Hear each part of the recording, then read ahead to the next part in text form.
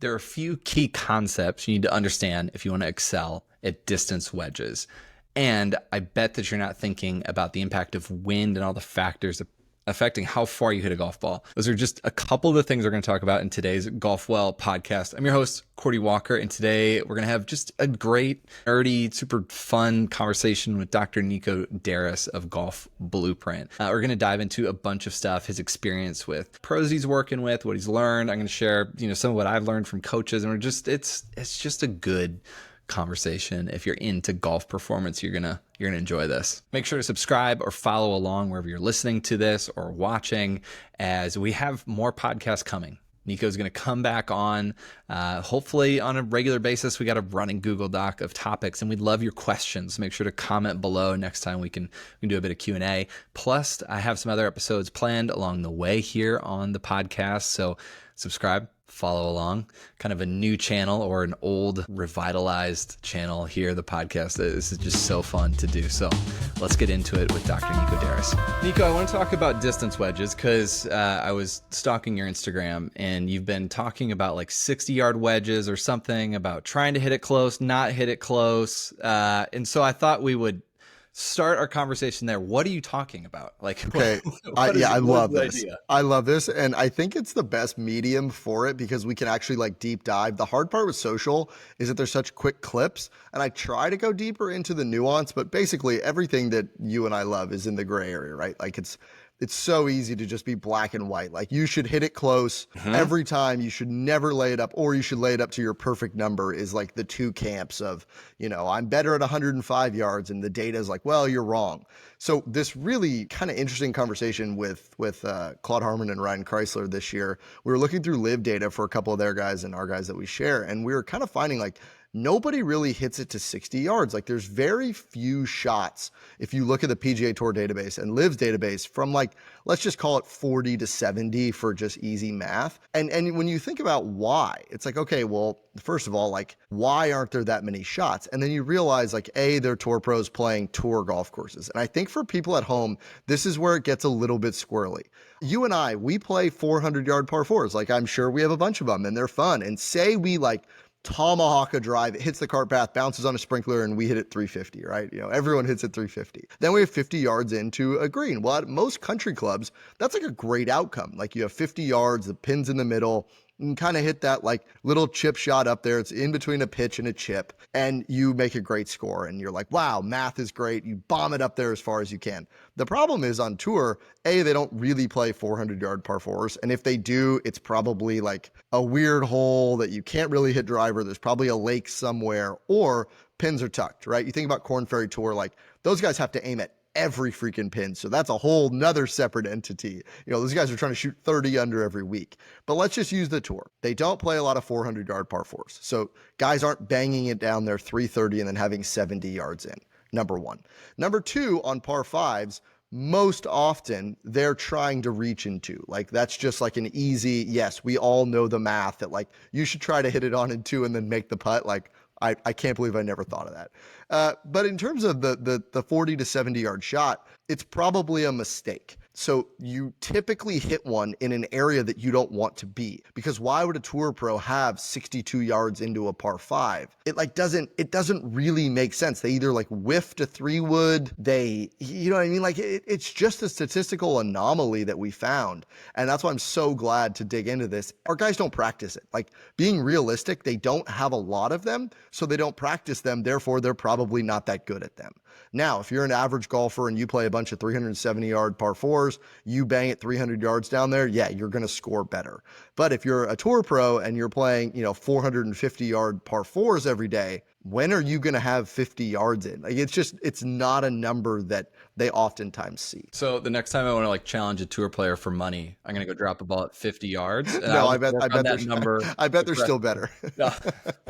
That's that's the problem. I play this game too with my guys. I'm like, oh, let's go play it at 62 yards, and they hit it like 59, and I hit it 74. Like tour pros are superhuman freaks. You and I have seen that firsthand many times. It's just a weird data set outlier where there's just not a lot of those shot opportunities. I think we looked at Scheffler was one. He basically never had that, and that's partly due to good decision making, number one, and then number two, not a lot of options. If you and I go out and play a 6,500 yard course and we are absolutely bombing our drivers, we're going to have a ton of those. And should we start laying up to 90 yards? No, like we should bomb it down there as far as we can. I'm curious actually at Oakmont this week. I bet we'll see some, because guys are going to hit it in the rough so often where they're going to have weird numbers in, and then hitting a 60-yard shot out of the rough is not fun. So you were digging around of how do I, like when you're thinking about games and stuff to build for people, you're just not really going to do anything that's fitting in the 40 to 60 yard category. We do some. We do some. It's just in terms of like, we love the warm up. Like I know you did Lil Jon, right? 30, 60, 90. It's good to do to have it in there. It's a great warm up so that if you are in that situation, you're like, oh, I have a feel for this. But basically, like I know DJ had a video a while ago. They're like, how do you hit a 60-yard shot? He's like, I don't. And that was the whole catalyst for this idea of like, wait, do these guys actually have 60 yards in? And we kind of realized like they just never really hit that shot. And if they do, there was probably a weird decision that led them to that point.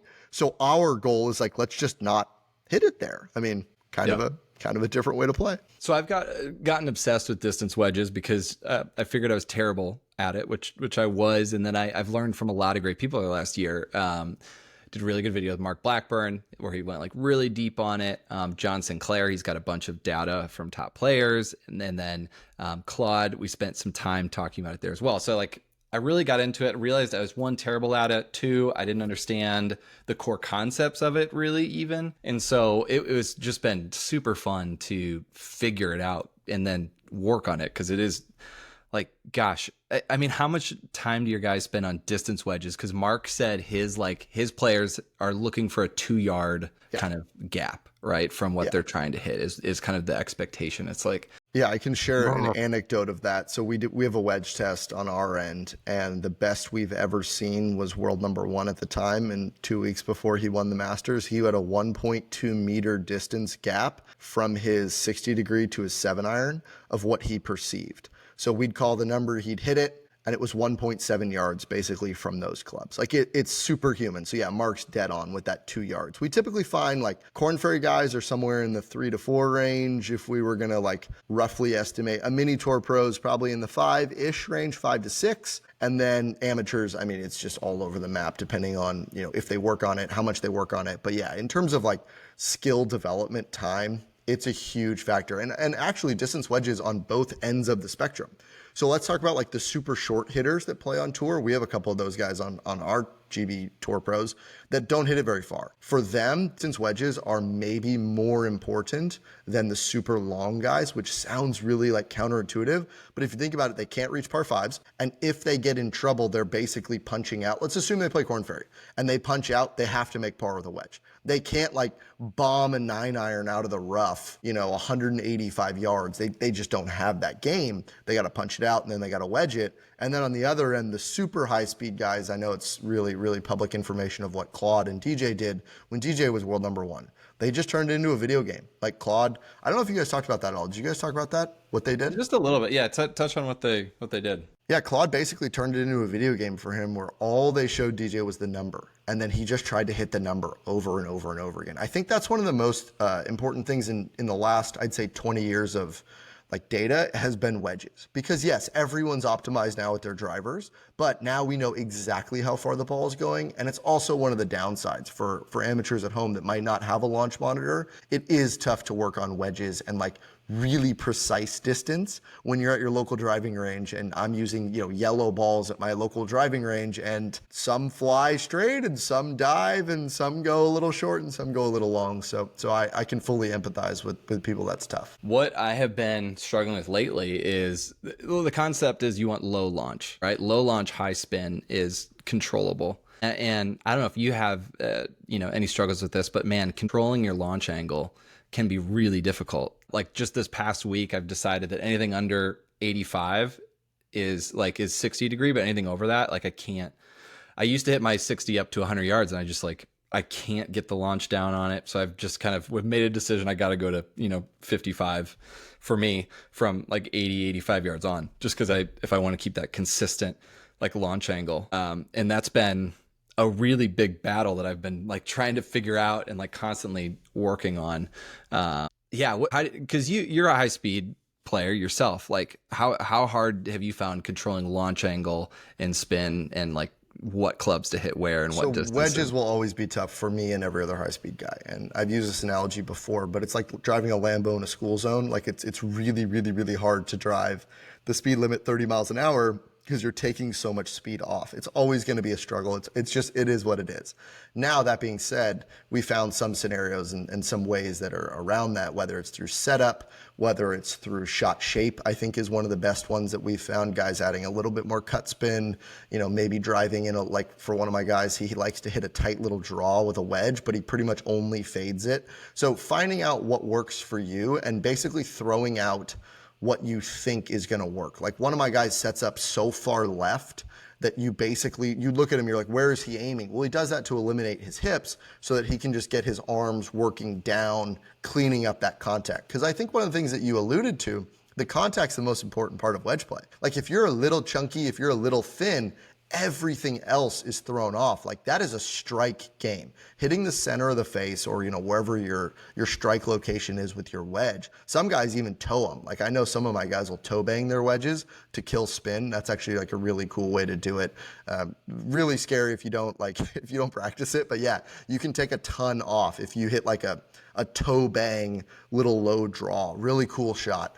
Sounds terrifying. Yeah, it's trust me. Some of the shots I'm like, I don't know how these guys do it. They're superhumans. Like the things that they're thinking about, again, like I'm like, oh man, I just hope I cover the water. They're like, they're thinking about like the other thing is that AMs at home can't think about is ground spin. So pros control their spin better than anything. So the trajectory is really important, but what is the ultimate thing? Like what is the ball going to do once it hits the actual surface, right? That's the most important thing because your distance can be perfect. And let's go to that 60 degree. Say you have 95 yards. You can hit a 60 degree 95 yards. I'm talking about you. Mm-hmm. Yeah. The problem is in the Midwest summer, you might rip that thing off the front of the green. So what good does it make if you have the perfect, launch conditions and land angle? It doesn't matter. It makes zero difference. Yep.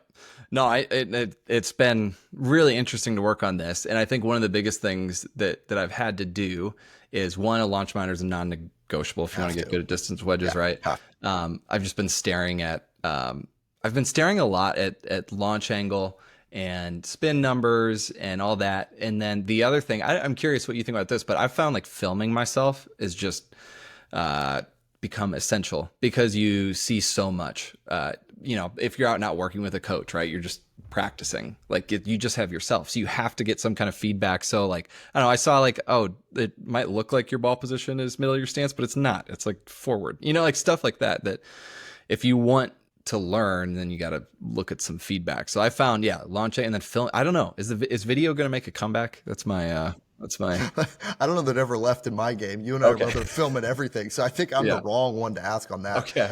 Definitely the wrong ones. I think if you're working with a coach, trust your coach. And I always say this to people, like you need a guru, right? Like think about religion. Like there's people that are spiritual and they have like, let's use the tour. They have like 6 different people they work with at once. Doesn't really typically work that well. Like you follow one leader, you follow one guy, and I think the best players in the world have had that. They have one coach. So for them, they don't need to film, but for those of us at home, if you're working on something, like film it, it's a no-brainer. The only kicker to that is like, are you qualified to understand what's going on? For a lot of people, the answer is no. And then B, did you find that video on Instagram that's talking about XYZ Tour Pro who does this? Maybe they do, maybe they don't. Maybe that's just their interpretation of what they're working on. And there's a chance that it's perfect for you. Like there's a chance that you see the video, you see what you're doing and it matches. There's also a massive chance that like that person on Instagram misinterpreted what that player's doing. They're probably not their coach. And then you go out and try to fix a problem that you don't have. So I always preface that by saying to people, like, you're in a different category where you get to work with the best coaches in the world every day, and you get your swing thoughts and your swing feels. For, Joe on the driving range who watches a video of an Instagram influencer breaking down Victor Hovland's swing, for example, like, dude, who knows if that's what is going to fix your golf swing?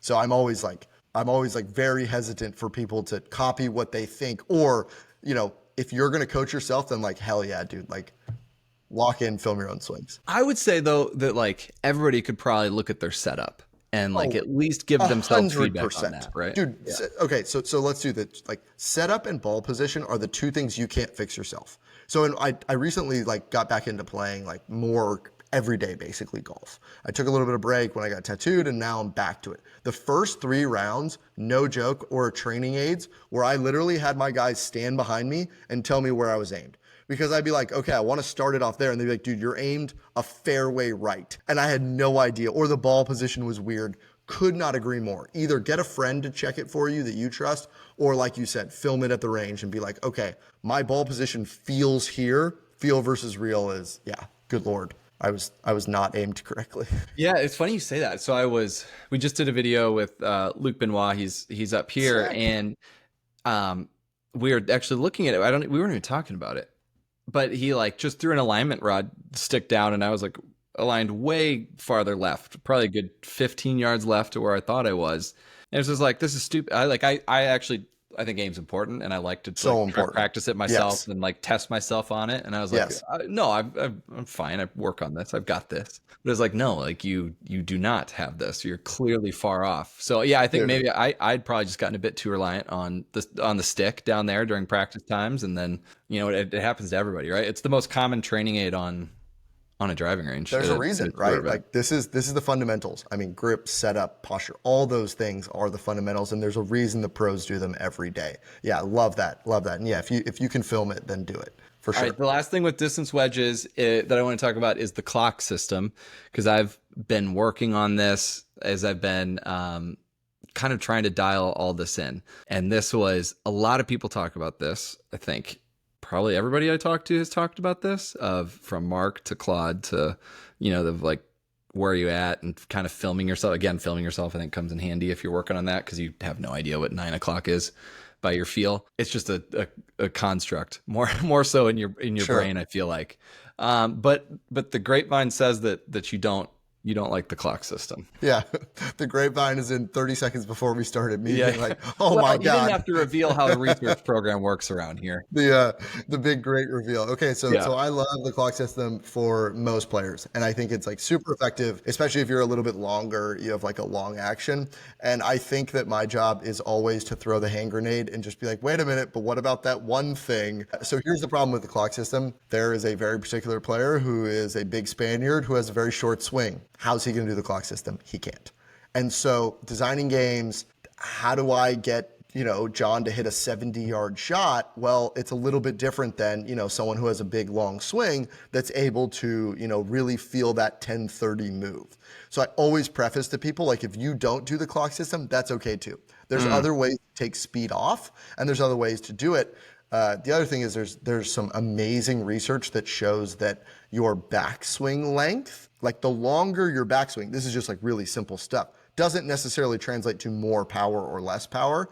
Like, there's guys who have short swings that flush it and hit the center of the face. They wouldn't be more powerful with more backswing.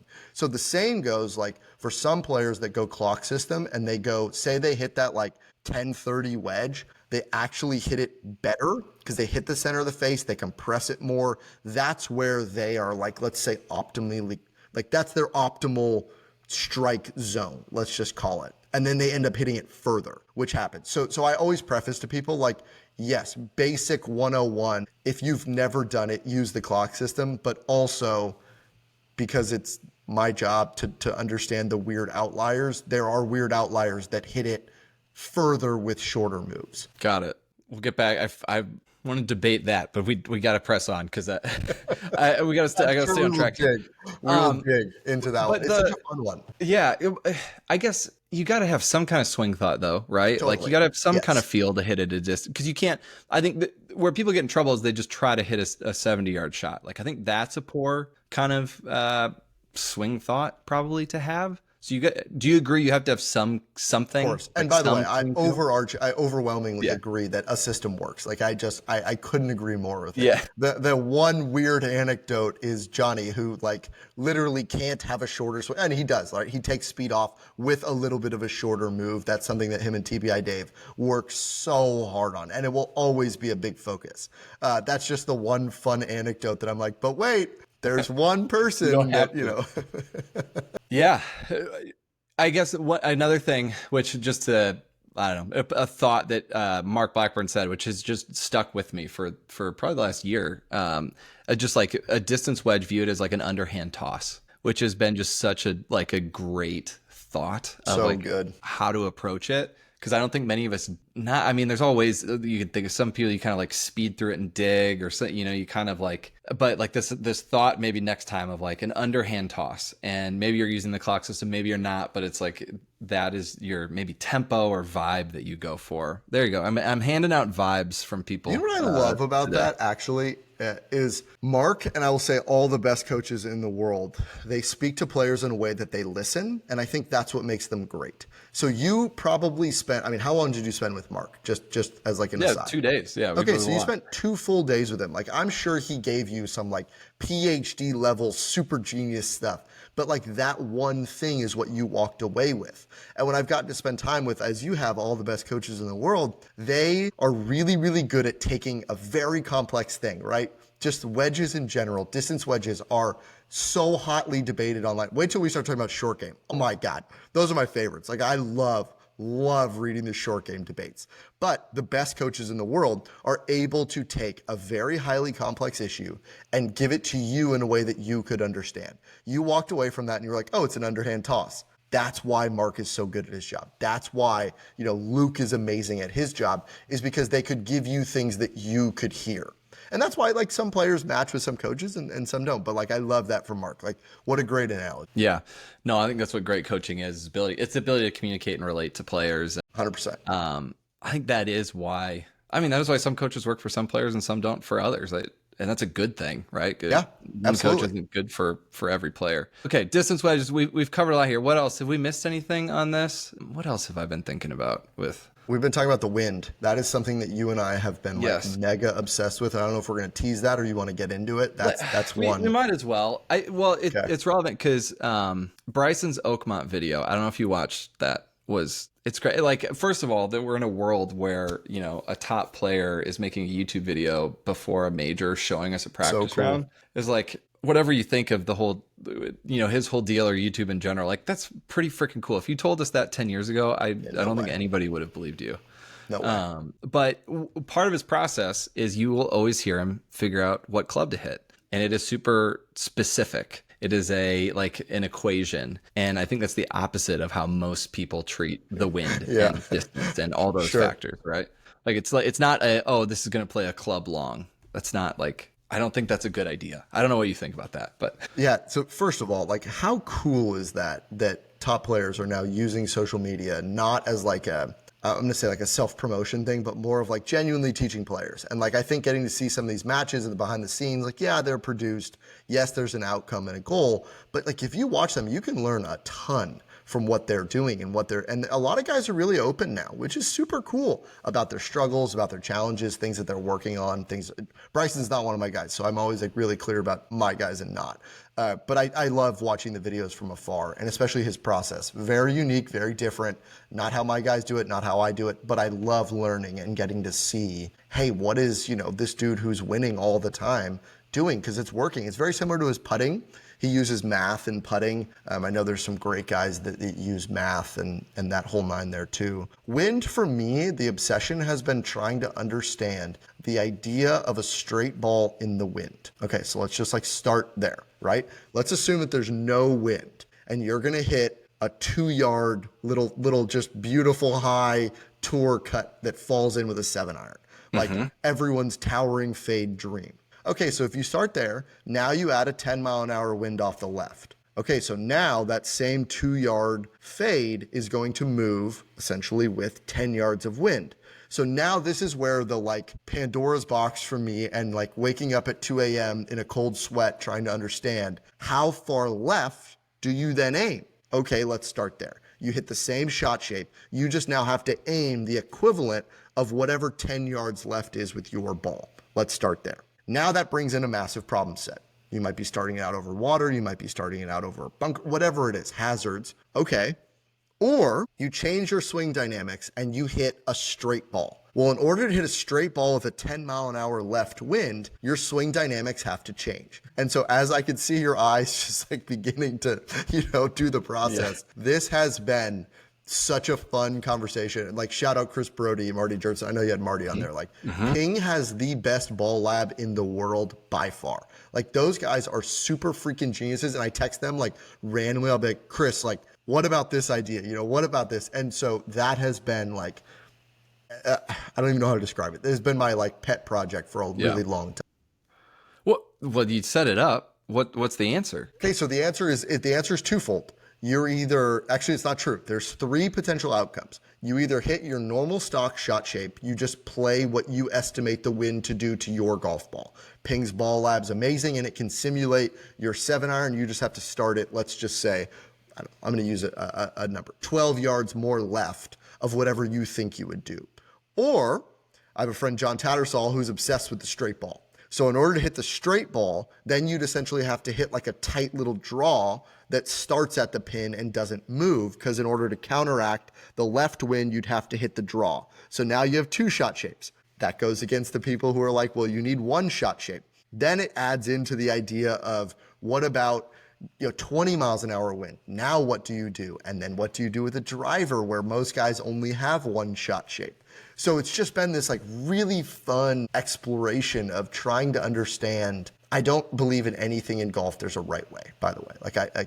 You've probably heard me say that at some point. Like, there's no right way to do it, because if there was, everyone would do it. The tour is so competitive. We're all trying to find margins. To me, it's just like my brain trying to rationalize lowest score expectation outcomes for the best players in the world. Let's go through like a quick process though that people should be doing, right? Like, so you have a shot, let's just say fairway, you're going to have least amount of variables there, right? You need to know your average yardage is going to go with your shot shape, and then wind. Let's say 10 miles an hour of wind straight into. Are we at 10% off or are we at 10 yards off? What's our... It depends on... This is the kicker, right? So it depends on what you're trying to do with the shot. We know this. We know that when the wind is dead into our face, your dispersion becomes wider east to west. That's ping, shout out Balnamic. Like, that's going to be a thing. You're going to have a wider dispersion. Here's the other kicker question. Do you then try to flight it, or do you hit your stock shot and you just allow the wind to knock it off? Because again, stock shot. That's the answer.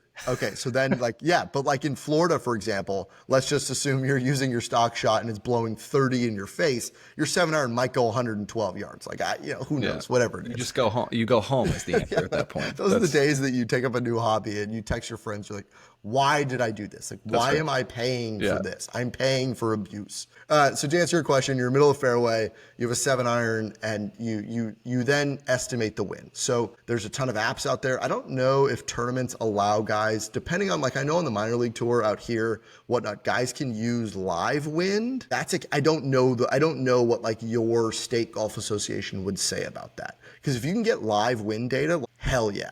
That's a game changer. Interesting. I haven't heard of that one. Okay, so let's say if we have 10 miles an hour in, we're just going to take 10 yards off, right? So depends on the guy. This is something that we do it where we go out and literally chart guys' distances with like, okay, I have a 7-iron, it's 10 miles an hour in, I'm going to hit my stock shot, I'm going to flight one, let's see the difference. Again, because some guys hit it better when they flight it, so that becomes a problem. So this is just knowing your game and understanding maybe your ball affects more than mine. Maybe, like, I have a guy, shout out Ryan Gerard. Ryan Gerard hits literally flat cuts that we all laugh about. Like, I'll be standing on a tee. I'm longer than him on the tee, but I'll stand on a tee and I'll have a 6-iron and he has like a 9-iron. And I'm going like, what in God? Like, one of us is so far off right now on this par 3.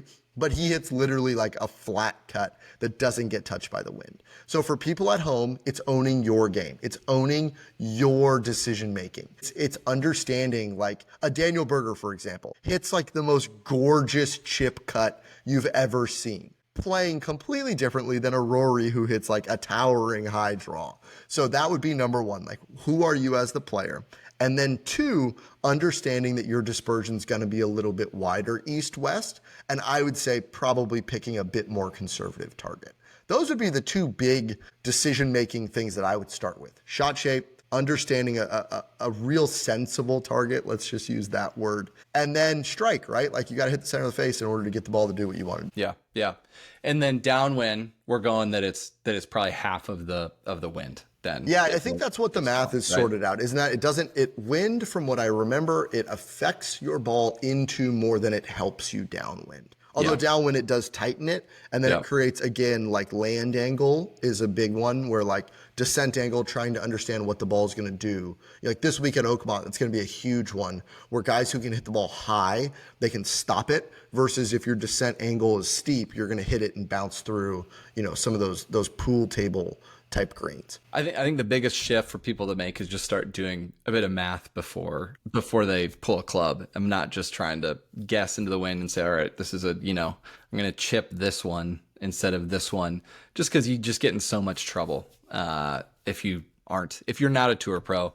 You get in a lot of trouble when you start to manipulate and like, I'm going to chip this low, and like you don't ever really practice it. You don't actually know how far that goes, and then you're just setting yourself if you're up not for disaster. Practicing that shot every day, that like we always say, like Daniel Berger hits the best chip 6-iron in the world. Like he can hit that thing 165 yards, and it's literally Picasso painting. Like it is the most beautiful. But if you're a dude who doesn't practice that shot, then go with what you've practiced. Go with the shot that you've hit on the driving range, and you're like, that 100, that 7-iron, I might just be I'm gonna hit my stock shot, I'm gonna come up a little bit short, and I accept that. That's totally a wonderful outcome. I think people at home, you alluded to it, like understanding and owning your game.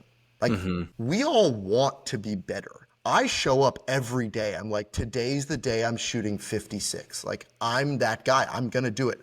But at the end of the day, it's like I have to make decisions based on my skill level today.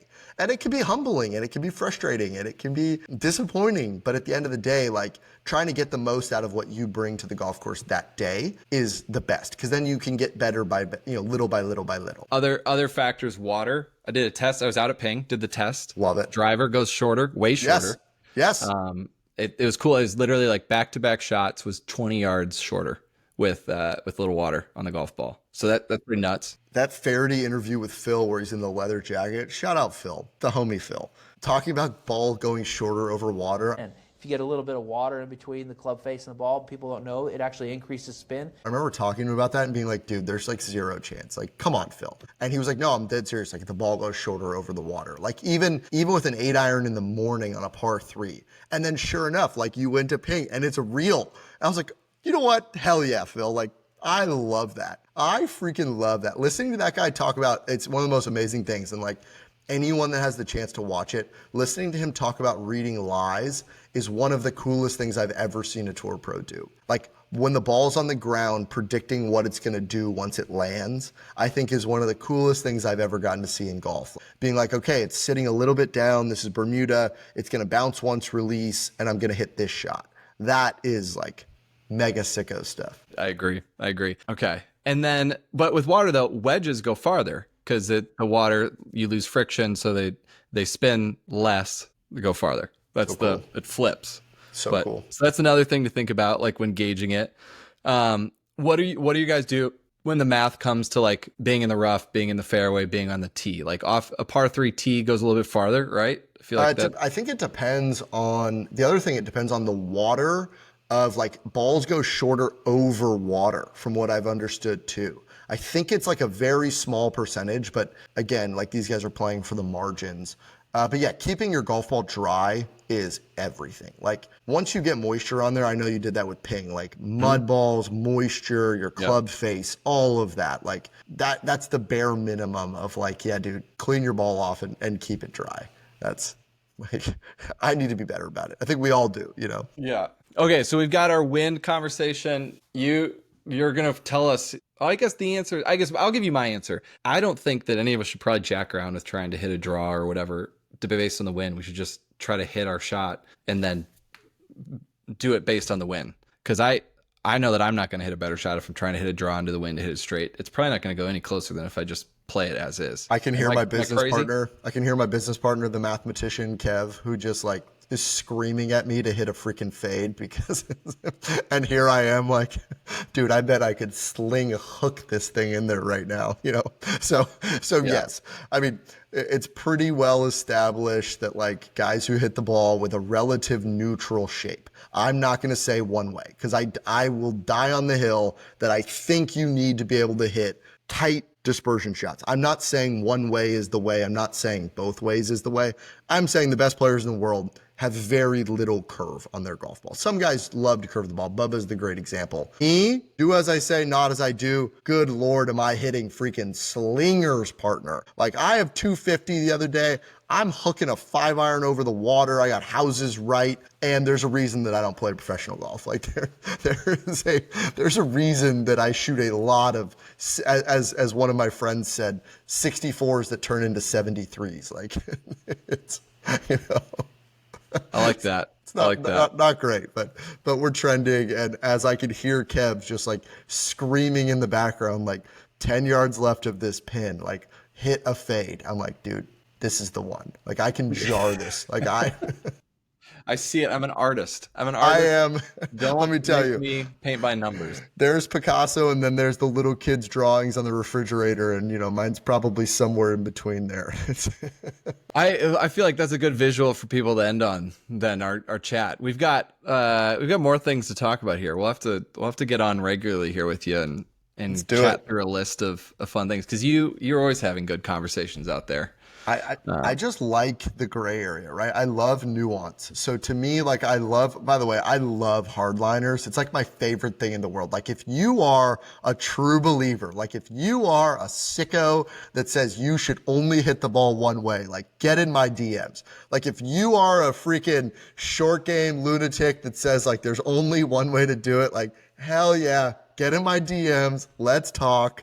I just love hearing people who are like mega ultra passionate about their thing. I guess I've always loved that because for me, my job is to understand large swaths of data. Like if I have a guy who's going to try a crazy putter, I'm trying it too. If you think, I remember one of the cool things last summer was like D0 wedges. That was like a fun short game concept. Like hell yeah, dude. Like get in the DMs. Let's talk about it. Let's get some Q&As going for this pod. I would love to hear. I like that. Okay, we'll get some questions next time. We'll find some people with some strong opinions, and we'll talk about it. But dude, thank you. People should follow you on Instagram. That's always a good follow. They can find what you're working on and watch how much you're playing golf. Playing a lot of golf these days, and be jealous of that. I'm definitely not. And then golfblueprint.com. Is that the correct URL? That's us. Yeah. Golf Blueprint. We always laugh. We're giving away everything. You're just posting it on Instagram and